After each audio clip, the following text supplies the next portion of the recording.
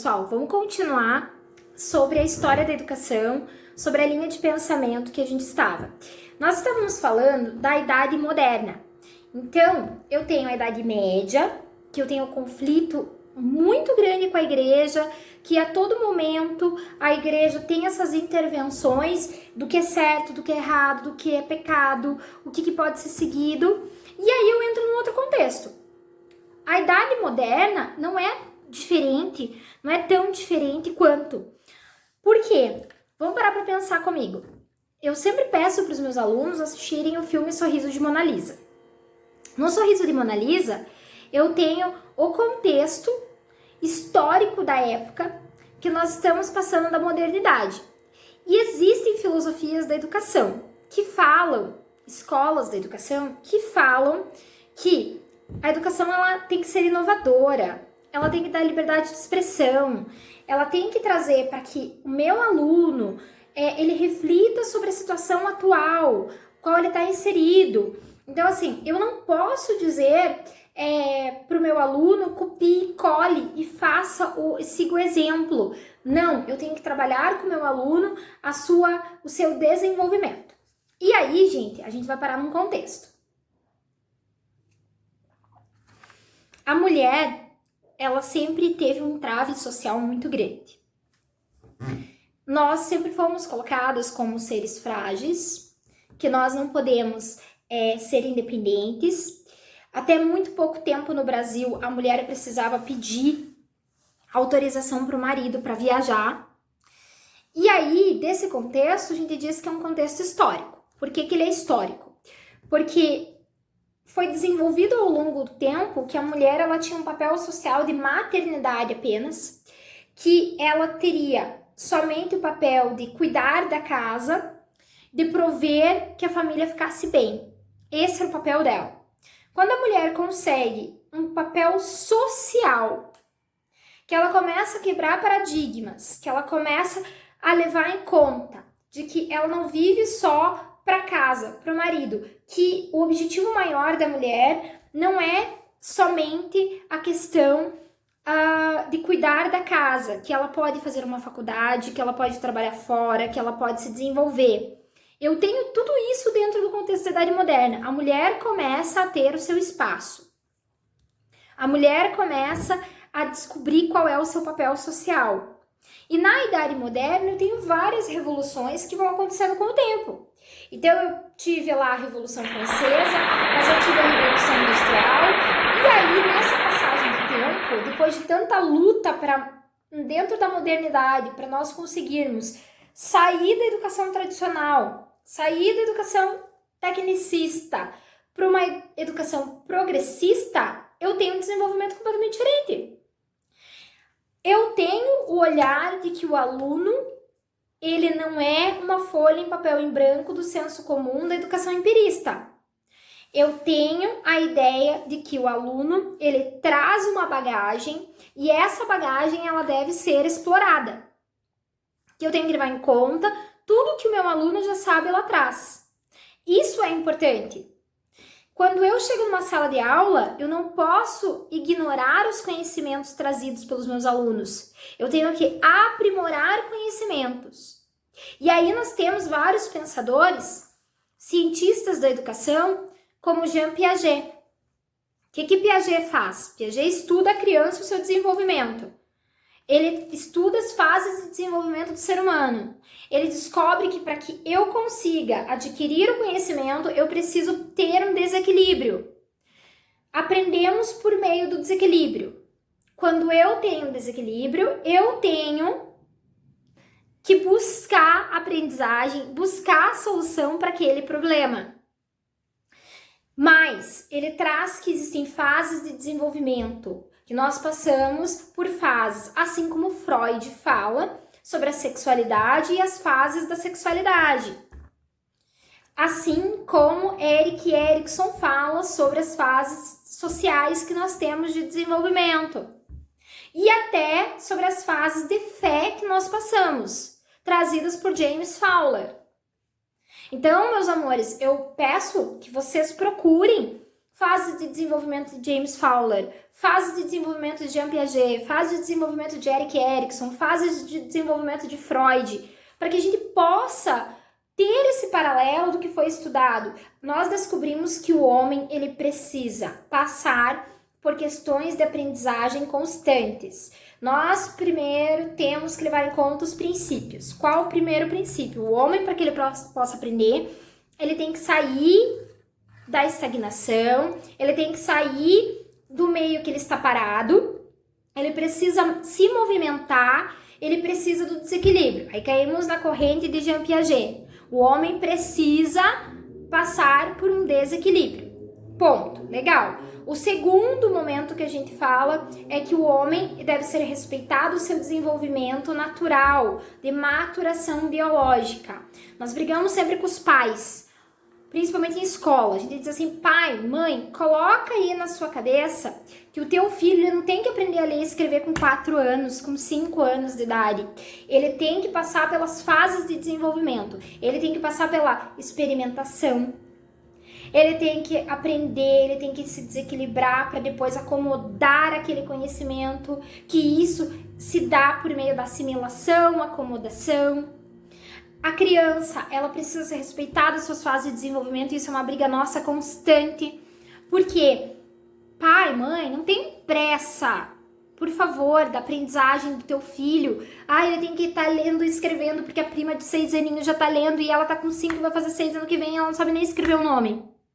O teu filho, na fase que ele estiver, ele vai aprender. O teu filho, ele vai passar por momentos que a gente diz que ele vai ter a sua maturação biológica. E assim por diante. E desse contexto da educação, da modernidade, que a gente começa a olhar para o outro e ver como é a forma que a criança se desenvolve, a criança aprende, como o adulto se forma, quais são os valores adquiridos por ele, a gente passa para a idade contemporânea. E a idade contemporânea, ela é um mundo novo, cheio de atualidades, um mundo que cai sobre nossas cabeças com diferentes fontes, porque daí agora eu já não trabalho mais só o homem em si, seu desenvolvimento, mas os direitos que ele tem, os valores que ele tem e a sociedade que ele vive. A gente fala no direito que nós temos, na evolução histórica, momentos do direito. A gente tem o primeiro momento dos direitos de primeira geração, que falamos que é o direito à propriedade, né, que surge lá atrás. Depois a gente tem os de segunda geração, né, direito à vida. Depois os de terceira geração, né, que é o direito ambiental e coletivo. E depois de quarta geração, que é o direito no ambiente tecnológico, né? O direito de informação de dados, a preservação de dados e assim por diante. Não é diferente da educação. Da educação a gente passa por momentos. A gente tem escolas, a gente tem concepções. E quais são as concepções de ensino? Primeiro, a gente nasce na educação tradicional. Salas de aula devem ser enquadradas, com carteiras, quadro, professor lá na frente. Só ele domina o conhecimento. Segundo momento, a gente passa pela educação tecnicista, que fala que você tem que aprender para o mercado de trabalho, é a sua única função. Então, decoramos fórmulas, decoramos formatos, decoramos guias informativos, trabalhamos formando esse jovem, esse adolescente, essa criança para o mercado de trabalho. Depois nós saímos desse movimento da educação tecnicista para o movimento da educação construtivista. Piaget, com as suas teorias, traz que a criança aprende de acordo com a sua experimentação e com as suas experiências. Podem ver a criança pequena, ela tudo toca, tudo ela quer ver, tudo ela quer mexer, escutar, bater, sentir, comer, colocar na boca. Ela está sobre um momento de experimentação. Depois da fase do construtivismo, nós temos Vygotsky. E Vygotsky fala o quê? A criança, ela precisa da experimentação que Piaget falou, mas ela precisa do meio que ela está inserida. Então, o meio faz com que nós venhamos a aprimorar os nossos conhecimentos e quem nós somos. Nós somos construídos pelo meio que nós estamos inseridos. E que muitas vezes a gente tem como exemplo uma pessoa daquele meio que nos leva a seguir um caminho diferente. Exemplo. Mas então quer dizer, professora Priscila, que todo aluno que mora na favela, que ele vê que não tem oportunidade, ele vai continuar na favela sem oportunidade? Não.